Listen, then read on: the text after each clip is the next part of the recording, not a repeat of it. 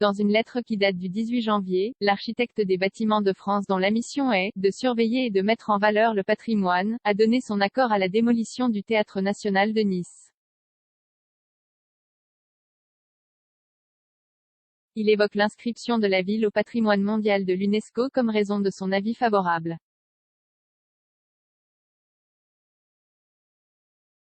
Luc Albouy, l'auteur de la lettre, qualifie également le théâtre, l'œuvre d'Yves Bayard, de « victime collatérale d'une époque où les mauvaises questions en matière d'urbanisme étaient nombreuses ».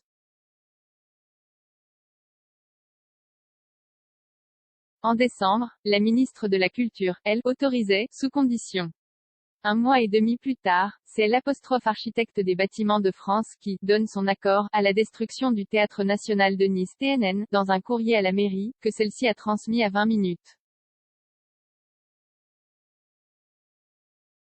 Luc Albouy, l'auteur de la lettre dont la mission est de surveiller et de mettre en valeur le patrimoine, précise que sa décision ne porte pas sur une question mineure, et qu'elle concerne un bâtiment récent, il date de 1989, porteur d'un intérêt certain.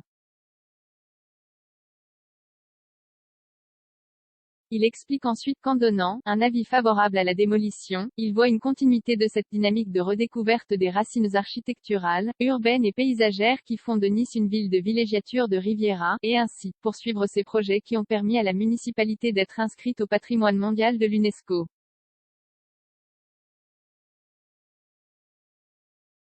Le théâtre, une victime collatérale des mauvaises questions urbanistiques. L'architecte des Bâtiments de France reconnaît le travail et le talent d'Yves Bayard, l'architecte du théâtre, et le qualifie de victime collatérale des mauvaises questions urbanistiques des années 1980.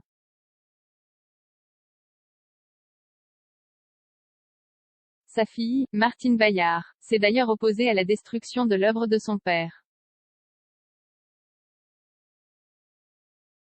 Et elle n'est pas la seule. Depuis l'annonce de Christian Estrosi de raser le théâtre pour prolonger la coulée verte, les opposants au projet multiplient les prises de position pour l'en empêcher, que ce soit les écologistes, les élus du Rassemblement national ou même le député LR Éric Ciotti et Patrick Allemand, ex-élu PS.